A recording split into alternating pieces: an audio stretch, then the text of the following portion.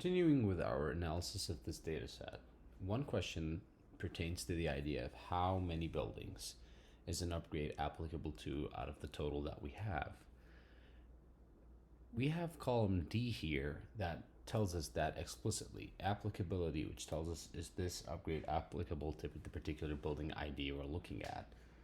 True indicates it is, false it is not. So a very easy way to count those would effectively be using the COUNTIF function existing within Excel. So let's create a new field here called applicability count, and go here and simply write equal COUNTIF, because we want to count if it's true or not, the range that we're looking at, so all of column D, and we want to look if it's true or not.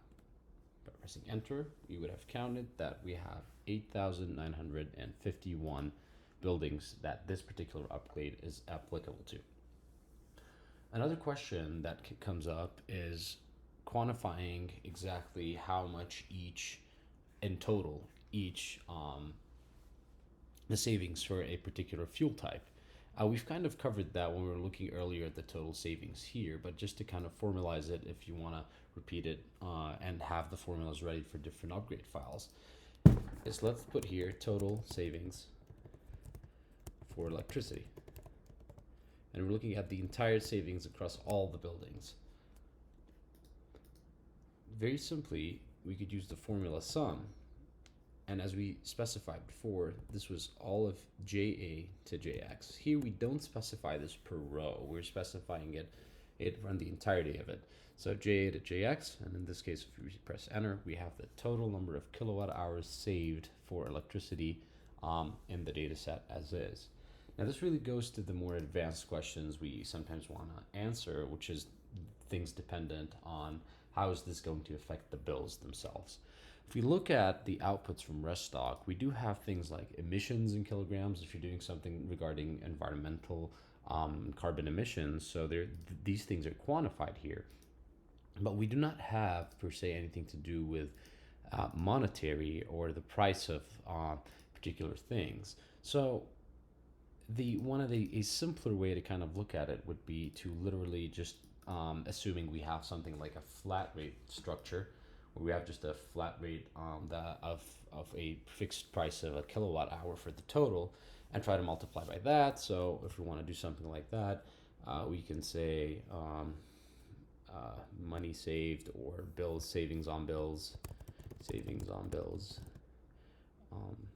and it can be flat rate over here, assuming we can take this before. So we're looking at MT2